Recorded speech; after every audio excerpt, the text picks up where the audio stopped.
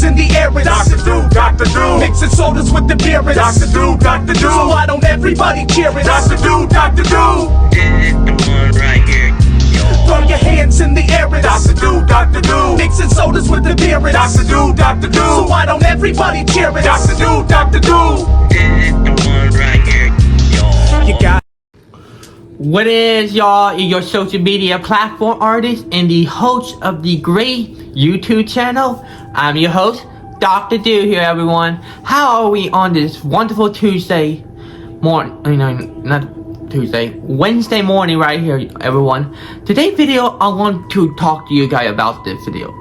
This is very important to talk about because I've been hearing about this story in this so-called program about these facilities that were supposed to help children or teenagers alike to go through a thing, like go through withdrawals or try to make sure they are having a better education and better help to become better people.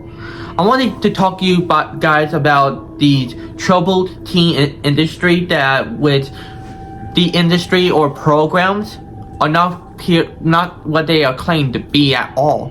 They claim that they are a program that help teenagers to help them get out of drug addiction or drink addiction or smoking addiction or other problems they've been having with their parents. Parents that have been claiming that their children are not acting like they want them to be. When you think about these industry, you guys want to know so much about how bad are they and how dark these stories of the programs are. Well, before we get started, if you guys new to the YouTube channel, please subscribe to the channel, alright y'all? Hit notification down below, comment down below what you guys think about my opinion about these troubled teenage industry, y'all, and what you guys think we should do about that. And also, if you guys want Dr. Do merch, oh yeah, wait, speaking of YouTube, thank you so much for helping me reach 6,000 subscribers. Now we are at 6,039 subscribers. Thank you guys so much for helping me reach that mark in the beginning of 2025. Thank you all. We got 4,000 more till we hit 10K, y'all. We gotta keep on going, alright? You guys want Dr. Do merch? Go to Cotton Beer, alright? We got drinkware, shirts, hoodies, hats for all you guys who want to prepare for winter because snow is going to hit us tomorrow. That's why I got the file ready right over there, y'all.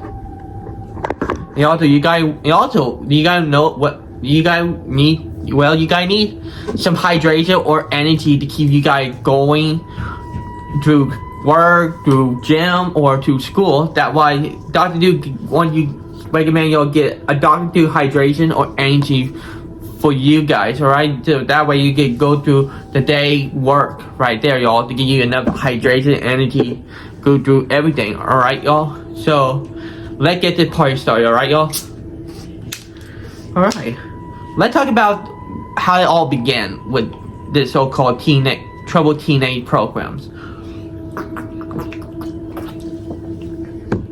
It traced back to 1959 when there was a program used to be a drug rehabilitation founded by this man known as Charles Dietrich, and he created a program known as Science, which is a program for those like young adults or older adults or teenage who have some problem of being addicted to drugs like heroin, cocaine, meth, alcohol, beer, whiskey, tobacco, or crystal meth, or should I say marijuana.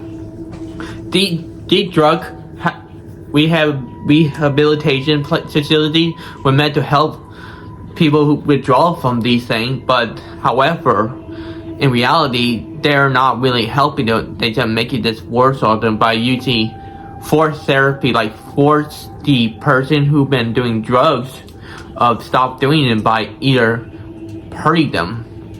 Alright? And these programs got even a little crazier when they become a cult group following couple decades later. By around the 70s, there have been programs that went from being drug rehabilitated to troubled teen rehabilitation program, because we started back in the 60s. Parents are starting to notice about their teenage children acting differently than when they were teenager, like around the early 50s or 40s or 30s.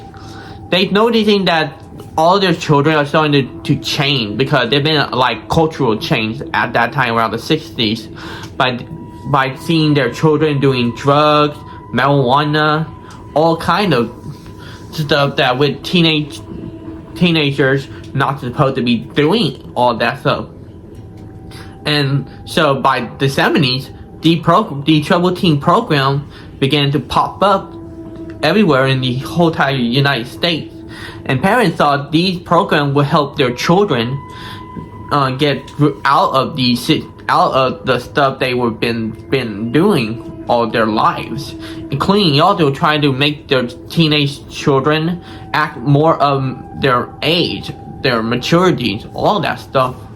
But however, inside of there, it's not really something that with children are not supposed to go through, or teenagers go through, because on the outside it look fine and dandy and look beautiful for children to learn, be a mature adults in the future, but in the inside it is a mess, so bad and disgusting.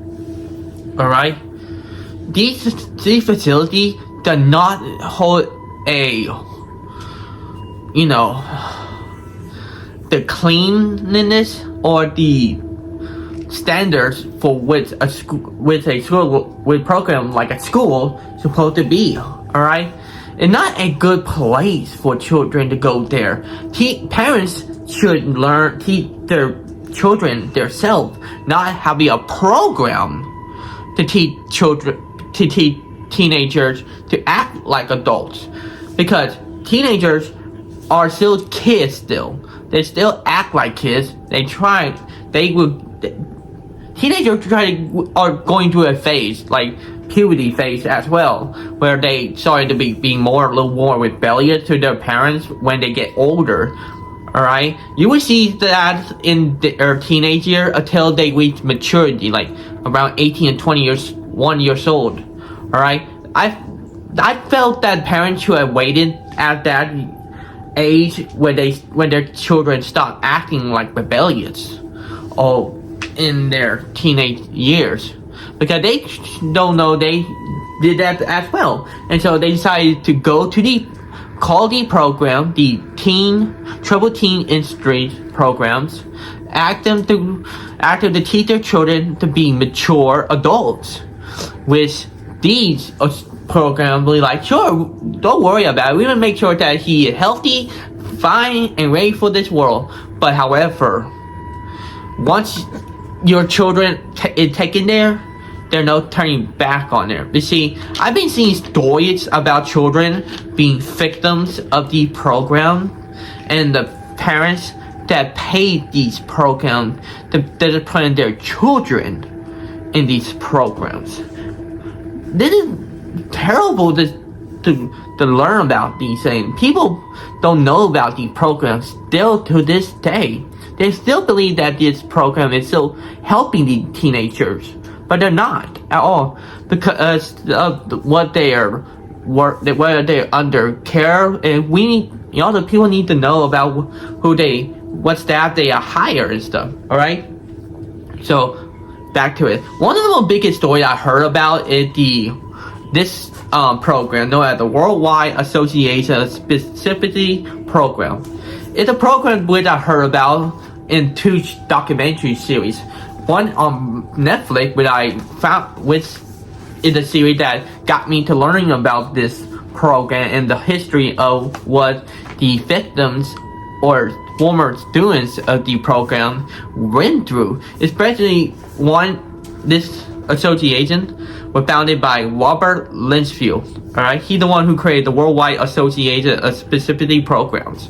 This program was a troubled teen program like other program, but this one it's been talked about because there've been stories about this one. All right, there was a child back in 2000, early 2000, was taken away from her home because she was in trouble of drinking a Mike's Hard lemonade. Just one sip of that caused her to go to the program, and the program tells the parent that their daughter is also on other drugs, a drug problem too, which is not true at all. She spent like 12 to 18 months in this program. 12 to 18 months in that program.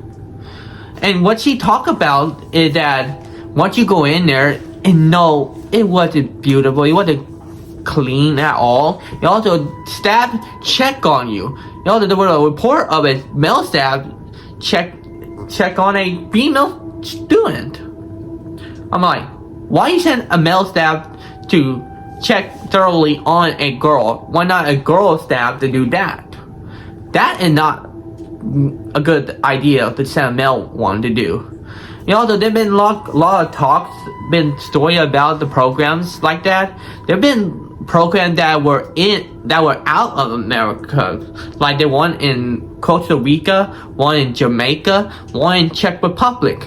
All three of these facilities got shut down due to children being abused by American staff members.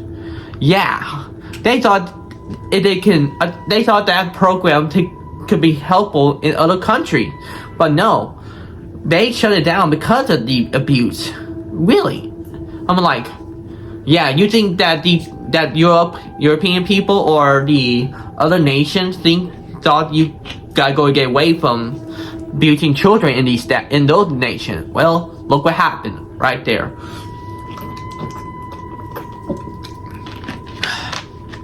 Anyway, there've been children that stay in the program for like as long as 3 years. There've been children's been in there for 3 years, and they talk about how painful it is. There are rules and restrictions. You can't look at another student. You can't talk to another student. You don't sit by another student. You have to be separated from them to ensure that you are so that way you will not be socializing with other ones who try to get out of these so-called drug addictions or teenage rebellious. Right there, y'all. And these programs been going at it for a while. There've been like some shutdowns on multiple programs, but however, these programs are still continuing to this day. It kind of sad and tragic. Like, following their finishing the program, most of the former students have PTSD, suffering from those kind of things. They also caught former students over there that are finished with this school became drug addicts or alcohol addicts on that. And also there have been multiple people who claim that former students took their own life because of the suffering they went through because of the program. Let's talk about their living space. Once you stay over there, they say they got a room and bed for you, but however, there wasn't that many rooms for children or that many beds, so they had to have children sleep in these hallways to ensure that they have space to sleep. I'm like, that is totally messed up, really. I'm like shocked when I heard that children sleep in the hallways in the programs. You know, the food over there is not that great. They just give you like bread and milk or other like small little foods in there. They've been claims about that the staff member weren't even making food at all or giving the food to them. It said they had students that were in so-called levels. Yeah, there are levels of privilege in the program you have to earn, because you're in a level 3 level, you'll be like workers in there, like you'll be the one who clean the yard and been doing cooking in the cafeteria, which kind of make me suspect they don't have the budget for these for the programs at all. Speaking of staff member, all these staff members that worked there had no experience with these kind of situations they were in. They were not given any training at all. They were told to abuse them, make sure they're in line and stuff, like some boot camp right there. But most of these staff members don't have no experience of teaching students at all, or even have the ability to know what they are doing to themselves. They just were told to make sure these children are on their best behavior, or they would the staff member will either put you to the wall, put you down to the floor, or punch you in the face, or all kind of abusement by the staff member. And also, this program was also been sponsored by Ronald Reagan's wife at that time, which is kind of not a good look for her, because she doesn't know a crap about what the programs were doing to the teenager. There've been multiple documentaries, there've been multiple accusements by attorneys generals, by journalists, that these programs are not good for children at all. And also, let's talk about something else. These programs are being truthful to the parents, because they've been stealing money from the parents, actually, because the program picked a city or town where there have been a lot of teenagers that are rebellious to their family, to their parents, grandparents, their uncles and aunts. They pick these small rural towns or cities to tell the parents that they are a program to help them and their children, which they are not. They're just here to make the parents spend like $5,000 or $10,000 every year for the program. They've been targeting middle-class families that their children are not well behaved at all, which is crazy how the program is getting away from all of these things, all the accusations against them, because they've been paying politicians all over the U.S. The ones like governors, senators, mayors, all of these politicians, like I said. Alright, y'all? And these programs have been doing behind people's public back for so long that there have been multiple former students or staff members have been starting to go get this program, which I believe is a good thing to go get the program, because these programs are not safe for children to go there. I don't think this program should be assisting at all. These things need to be changes in these programs, and these programs cannot even be truthful to the parents. They're not even truthful of who they hire. They've been claiming that there were some staff member took a life of a child, or a child that were in the programs died of either starvation or suicide. It was tragic to hear these stories, but they are being ignored. So the staff members or the members of the program pay the parents pay the damage for what happened to their children. You think paying them money for the death of their child will bring justice? No, it does not police nobody. The program should take more accountable of their actions. If they don't, more of the children will suffer more of the traumas, mental illnesses, mentalness everywhere in their body, and they cannot erase the damage and the memories that this staff member put them in these programs.